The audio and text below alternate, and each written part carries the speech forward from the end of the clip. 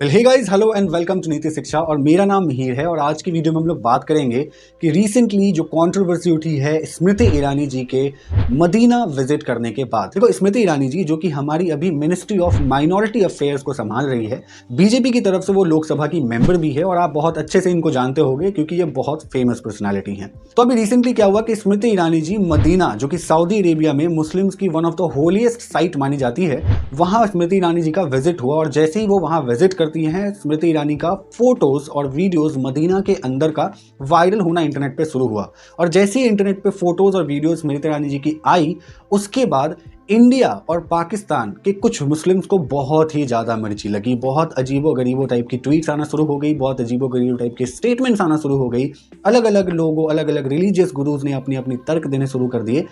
तो आज की वीडियो में हम इस सारी कंट्रोवर्सी को बहुत अच्छे से समझेंगे। सबसे पहले समझेंगे कि क्या कंट्रोवर्सी हुई, किसकी तरफ से क्या कहा गया, दोनों कम्युनिटी जो है वो आपस में क्या क्या बातें कर रही हैं इंटरनेट पे, उन सारी चीज़ों को समझेंगे। और लास्ट में हम लोग ये समझेंगे कि एक्चुअली में विजिट क्यों हुआ था, क्या डिप्लोमेटिक रिलेशन हुआ और क्या बायलैटरल हमारे बीच में बातें हुई, हमारे और सऊदी अरेबिया के बीच में, वो सारी चीज़ें समझने की कोशिश करेंगे। तो बने रहो, इस वीडियो को लास्ट तक देखो। और अगर वीडियो पसंद आए तो कमेंट जरूर करना अपना ओपिनियन, लाइक छोड़ के जाना और सब्सक्राइब करना बिल्कुल मत भूलना। तो स्टार्ट करते हैं आज के इस वीडियो को विदाउट एनी फर्दर डिले। देखो, स्मृति ईरानी जी का विजिट हुआ मदीना में, जो कि सऊदी अरेबिया में है। और प्रॉब्लम हो गई इंडिया और पाकिस्तान के कुछ मुस्लिम्स को, जिनकी तरफ से ऐसी फालतू की ट्वीट्स आना शुरू हो गई। देखो, जब से विजिट हुई ना, स्मृति ईरानी को बहुत डिफरेंट अलग अलग टर्म का यूज़ करके बुलाया गया। काफिर खातून, काफिर औरत, या नॉन मुस्लिम का अलाउंस नहीं है तो वो क्यों आई मदीना के अंदर में, उनका कोई हक नहीं बनता अंदर आने का। एक पाकिस्तानी सोशल मीडिया इन्फ्लुएंसर ने ये ट्वीट किया कि तुलसी फ्रॉम, क्योंकि सास भी बहू सीरियल की जो एक्ट्रेस है वो वहां पे मदीना के अंदर गई, तो वो समोसा बेचने तो नहीं गई होगी, वो वहां इसलिए गई ताकि वो मुस्लिम सिस्टर्स को इन्फ्लुएंस कर पाए, अपनी लिबर्टी दिखा करके, अपनी फ्रीडम दिखा करके। क्योंकि जो स्मृति ईरानी जी है वो वहां पे गई साड़ी पहन के, बहुत ही ब्यूटीफुल, और बिंदी लगा करके, मंगलसूत्र लगा कर, जो कि अपने आप में इंडियन ट्रेडिशन को कहीं ना कहीं डिपिक्ट कर रहा था। तो ये बातें बहुत ही ज़्यादा चुभी कुछ लोगों को, क्योंकि वहाँ पे हिजाब के बिना और नकाब के बिना जाना अलाउड नहीं है किसी भी वुमेन को। हंसी तो मुझे तब आई जब मैंने यूट्यूब स्क्रॉल किया और ये देखा कि कुछ लोगों ने यूट्यूब पे ये तक कह दिया कि ये कयामत की निशानी है कि कोई हिंदू औरत जो है वो मदीना में पहुँच गई, और खास करके बिना नकाब और बिना इस्लाम कबूल किए हुए। तो ये कयामत वाली बात जब मैं सुना तो मुझे थोड़ी सी हंसी भी निकल गई कि यार पता नहीं कैसे कैसे स्टेटमेंट्स आ रहे हैं। देखो, जब इंडिया और पाकिस्तान के यूट्यूबर्स और सोशल मीडिया इन्फ्लुएंसर ने ऐसी फालतू की ट्वीट्स करना शुरू करी, उसके बाद सऊदी अरेबिया का रिस्पांस आप सुनोगे तब आपको मजा आएगा कि क्या कहा उन्होंने सऊदी अरेबिया की तरफ से। देखो, सऊदी अरेबिया की तरफ से जो कुछ लोग हैं, जो कुछ वहाँ के मुस्लिम्स हैं, उन लोगों ने ट्वीट किया, इनके अगेंस्ट में ट्वीट किया, यानी कि इंडिया और पाकिस्तान के मुस्लिम्स के अगेंस्ट में ट्वीट किया। क्या ट्वीट किया कि our land, our country and our rule, just because your ancestors converted to Islam and gave you an Arabic name. इसका मतलब ये नहीं कि तुम अपना ओपिनियन दोगे और तुम्हारा जो ओपिनियन है वो कहीं ना कहीं इररिलेवेंट है। देखो, वहाँ के जो मुस्लिम्स हैं ना, वो मानते हैं कि मिडिल ईस्ट के अलावा जहाँ के भी मुस्लिम्स हैं वो कन्वर्टेड हैं, वो कन्वर्टेड मुस्लिम है, और उनको वो अपने से नीचे लेवल के मुस्लिम्स मानते हैं। कहा कुछ लोगों का तो ये भी कहना है कि वो मुस्लिम्स मानते भी नहीं है अपने अलावा किसी और कंट्री के लोगों को, खास करके इंडिया और पाकिस्तान की तरफ के मुस्लिम्स को, क्योंकि उनका मानना है कि यहाँ के लोग कन्वर्टेड मुस्लिम है, इसलिए यहाँ के मुस्लिम्स का वो लोग वैल्यू नहीं देते हैं। वो इतना तक वैल्यू नहीं देते कि आपके ओपिनियन को रेलिवेंट तक मान ले।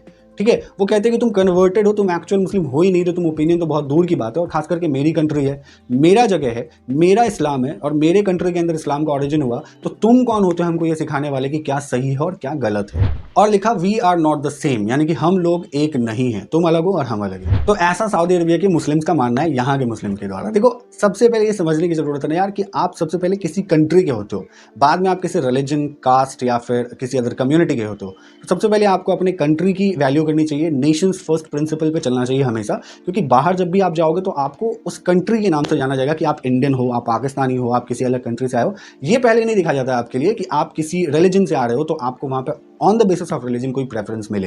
ठीक है, क्योंकि सऊदी अरेबिया में जो हज करने जाएंगे तो जो वहाँ के जो लोकल मुस्लिम्स होंगे या फिर वहाँ के जो मिडिल ईस्ट के मुस्लिम्स होंगे, उनके लिए जो प्रेफरेंस होंगी उसके बाद की प्रेफरेंस आपको मिलेंगी, क्योंकि आप किसी अदर नेशन से आ रहे हो। आपके नेशंस ने आपके लिए क्या किया है वो इंपॉर्टेंट मैटर करता है, नहीं कि आप किसी रिलीजन के लिए आ रहे हो तो सबके लिए बराबर रेफरेंस मैटर करेगा। अब थोड़ा सा देखते हैं कि हिंदूज कम्युनिटी या फिर जो भी नॉन मुस्लिम्स हैं उनकी तरफ से क्या रिस्पॉन्स आई है इस वीडियोज और इस ट्वीट्स के बाद। कुछ लोगों का ये कहना है कि देखो, सबसे पहले ये एक डिप्लोमेटिक टाई है, ये एक इंटरनेशनल रिलेशन का मुद्दा है, तो इसमें रिलीजन को बीच में नहीं लाया जाए तो शायद ज़्यादा बेटर होगा। तो इसलिए रिलीजन को बीच में आप लोग ना लाएं, है ना। ऐसा मत बोले जो भी आप ट्वीट कर रहे हैं, किसी भी लेडी के लिए सबसे पहले तो रिस्पेक्ट होनी चाहिए आपके अंदर, बाद में आप रिलीजन को बीच में लेकर के आओ। देखो दूसरा कुछ ऐसा भी वीडियो आया सामने जिसमें ये भी कहा जा रहा है कि स्मृति ईरानी जी जो है वो वहाँ पे अपनी ब्यूटीफुल साड़ी, बिंदी, ये सारी चीज़ें जो पहन के गई हैं वो कहीं ना कहीं एक फ्रीडम और एक लिबर्टी को दर्शाता है। तो ये चीज़ें इसलिए हो रही है क्योंकि हमारी गवर्नमेंट बहुत पावरफुल है, तो दुनिया झुकती है, बस झुकाने वाला चाहिए। तो ऐसा मैं नहीं बोल रहा, ऐसा लोगों का कहना है, ऐसा वीडियोस आ रही है निकल करके। कुछ लोगों का ये भी कहना है कि देखो अब सऊदी अरेबिया कब तक ऑर्थोडॉक्सिकल और ये भी कंजर्वेटिव प्रैक्टिसेस करता रहेगा, क्योंकि दुनिया बहुत आगे निकल गई है। तो देखो समय समय पे चीज़ें बदलनी चाहिए, चाहे वो रिलीजन हो, चाहे वो किसी भी चीज़ की बात हो, हर समय जो है ना परिवर्तन जरूरी है। अगर आप किसी चीज़ में परिवर्तन नहीं करोगे, किसी चीज़ को बदलोगे नहीं टाइम टू टाइम, तो दुनिया आगे निकलती चली जाएगी और आप उसी जगह वहीं पर रुके रह जाओगे। आज पाकिस्तान का क्या हाल है वो आप सभी देख रहे हो, आज तालिबान का क्या हाल है वो आप सभी देख रहे हो, अफगानिस्तान का क्या हाल है आप सभी देख रहे हो, क्योंकि वो लोग कंजर्वेटिज्म को फॉलो कर रहे हैं। तो जब तक आप कंजर्वेटिज्म और फंडामेंटलिस्ट रहोगे तब तक आप दुनिया से कदम मिलाकर के आगे नहीं बढ़ोगे। और मिडिल ईस्ट में सऊदी अरेबिया खुद एक सुपर पावर है और वो बहुत ही ज़्यादा साइंटिफिक माइंडसेट का भी है, तो वो हमेशा प्रोग्रेसिव माइंडसेट से आगे बढ़ना चाहता है और वो देख रहा है कि दुनिया बहुत आगे निकल रही है। तो कंजर्वेटिज्म और ऑर्थोडॉक्सिकल प्रैक्टिसेस ज़्यादा इंपॉर्टेंट नहीं है, क्योंकि कंट्री के साथ आगे बढ़ना पड़ेगा डिप्लोमेटिक रिलेशंस को बढ़ाने के लिए। तो ऑर्थोडॉक्स और डॉगमेटिज्म और या फिर फंडामेंटलिज्म, इन सभी चीज़ों से बाहर निकल करके रिलीजन में भी थोड़ा अगर अमेंडमेंट करनी चाहिए तो कर देना चाहिए, क्योंकि समय के साथ सभी चीज़ों में बदलाव जरूरी है, तब वो सस्टेन कर पाएगा। अगर आप चेंज नहीं लाओगे ना, खुद में भी चेंज नहीं लाओगे तो आप सस्टेन नहीं कर पाओगे। ठीक है, तो सोसाइटी को जो चीज़ें एक्सेप्टेबल है वो चीज़ें आपको करनी चाहिए, वो चीज़ें चेंज करनी चाहिए, क्योंकि अगर आप चेंज नहीं करोगे तो वो चीज़ें ज़्यादा दिन तक सस्टेन नहीं करेंगी। तो चलो अब सबसे मेन चीज़ समझते हैं, जो आपको एज ए स्टूडेंट भी समझनी चाहिए, एज ए बेटर सिटीजन और एज अ ह्यूमन बींग्स भी समझनी चाहिए कि एक्चुअली क्या मैटर है ना। क्यों गई थी विजिट करने के लिए, क्या क्या हुआ उस विजिट में, इंटरनेशनल क्या पॉलिसीज बनाई गई, किन के लिए बनाई गई, किन के लिए विजिट करी गई। ठीक है, वो आप समझो। देखो सबसे पहले आपको ये समझने की जरूरत है कि देखो वो एक लेडी है और एक लेडी आज के डेट में मिनिस्ट्री को हैंड ओवर कर रही है, मिनिस्ट्री संभाल रही है। और वो मिनिस्ट्री किसकी है? Ministry of minority affairs. आपके कंट्री की कोई लेडी आपको रिप्रेजेंट कर रही है दूसरे कंट्री में जस्ट बिकॉज कि वो पावर में है। सबसे पहली बात तो ये कि कोई लेडी अगर इस लेवल पे जा करके आपको या फिर किसी देश को रिप्रेजेंट कर रही है, ये अपने आप में ही बहुत बड़ी बात है। और दूसरा ये चीज़ कि वो जो विजिट करने वहाँ गई थी वो खुद के लिए नहीं गई थी, वो अपनी पार्टी के लिए नहीं गई थी, वो इंडियन मुस्लिम्स के कन्वीनियंट और वेलफेयर स्कीम्स के लिए गई थी, ताकि जो भी इंडियन मुस्लिम्स हज करने या उम्रा करने के लिए वहाँ जाते हैं, मदीना जाते हैं, मक्का जाते हैं, उनकी कन्वीनियंस हो पाए, उनके लिए रिजर्वेशन हो पाए, उनकी कोटा फिक्स हो पाए, है ना, उनको प्रेफरेंस अच्छे मिल पाए, जस्ट बिकॉज इसलिए विजिट हुआ था। ये एक बायलैटरल विजिट था। स्मृति ईरानी जी का मीटिंग था मिनिस्ट्री ऑफ हज एंड उम्रा के जो वहाँ के मिनिस्टर हैं उनके साथ मीटिंग हुई और वो एक म्यूचुअल इंटरेस्ट की मीटिंग थी। अगर कुछ डेटा देखो तो हर साल 1.7 लाख मुस्लिम जो है वो इंडिया से मक्का जाते हैं, मदीना जाते हैं हज करने या उम्रा करने। इस बार जो मीटिंग हुई है उसमें बायलैटरल एग्रीमेंट साइन हुई है 2024 का, उसमें हज एग्रीमेंट 2024 साइन करी गई है बायलैटरली सऊदी अरेबिया और इंडिया के बीच में। इस एग्रीमेंट के तहत 1,75,000 से भी ज्यादा मुस्लिम्स को कोटा फिक्स करी गई है जो कि 2024 में हज करने जाएंगे, और 1,40,000 सीट रिजर्व करी गई है हज कमेटी ऑफ इंडिया की तरफ से जो कि गवर्नमेंट रेगुलेटेड होगी, और 35,000 से भी ज्यादा सीट रिजर्व करी गई है जो भी प्राइवेटली विजिट करने के लिए या फिर हज करने के लिए सऊदी अरेबिया जाएंगे उनके लिए। इस मीटिंग के बाद सऊदी अरेबिया ने भी काफी अप्रिशिएट किया इंडियन गवर्नमेंट का, क्योंकि यहाँ की जो गवर्नमेंट है वो अब हज के इन्फॉर्मेशन को डिजिटाइज करने जा रही है, और ये भी वहां पे बात करी गई है कि जो वुमेन्स है उनको काफी ज्यादा प्रेफरेंस मिले ताकि वुमेन्स का पार्टिसिपेशन हज में या फिर उम्रा में ज्यादा से ज्यादा बढ़ पाए। इंक्लूसिविटी की बात करी गई कि चाहे वो गरीब घर से हो या फिर एक अमीर घर से हो, वहां के लोगों को भी जो भी चीजें हैं वो इंक्लूसिव ग्रोथ देखने को मिली। अगर कोई भी पिलग्रिमेज या फिर हज करने जाना चाहते हैं, उम्रा करने जाना चाहते हैं, तो उनके लिए वेलफेयर स्कीम लाने की बात सरकार करी है इस एग्रीमेंट के अंदर में।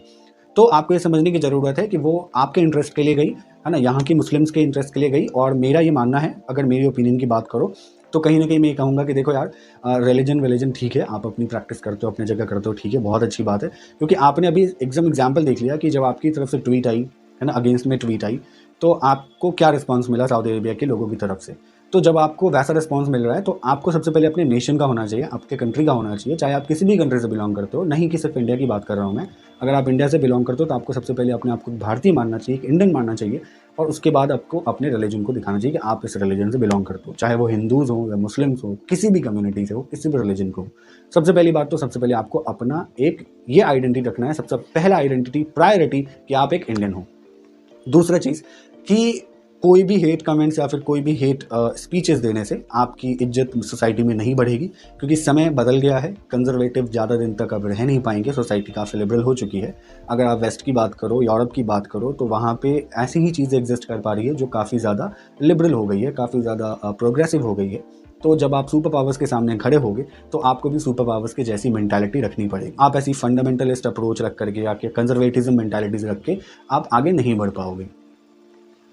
यहाँ तक कि देखो, ईरान के मुस्लिम्स ने भी क्रिटिसाइज किया, ठीक है, ईरानियन मुस्लिम ने भी क्रिटिसाइज किया कि कोई हक नहीं बनता किसी और मुस्लिम्स को जो कन्वर्टेड है उनको कुछ बोले। और ये सारी चीज़ें मैं कुछ भी खुद का नहीं बता रहा, अगर आपको यकीन नहीं हो रहा आप गूगल कर लो, आप रिसर्च कर लो, आप सारी चीज़ें देख लो, क्योंकि एक बेसिस पे बोला जा रहा है, मैं हवा में बात नहीं कर रहा हूँ। तो कोई भी हेट कमेंट्स भी आप अगर मेरे लिए करते हो तो कहीं ना कहीं आप बेवकूफ़ी होगे, क्योंकि अगर आप थोड़ा पढ़े लिखे होगे तो आपको भी बातें समझ में आ रही होंगी। तो फाइनली आई थिंक कि इस वीडियो में हम लोगों ने सारी चीज़ें डिस्कस कर ली होंगी और आपको समझ में आ गया होगा रीसेंट कंट्रोवर्सी। तो मेरा बस एक रिक्वेस्ट होगा आप लोगों से कि कम से कम हेट स्पीचेस ना फैलाओ सोसाइटी के अंदर में। अगर कोई आपको रिप्रेजेंट कर रहा है, अगर कोई लेडी इतने लेवल पे जाकर के रिप्रेजेंट कर रही है, तो उनका सपोर्ट करो, उनका रेस्पेक्ट करो।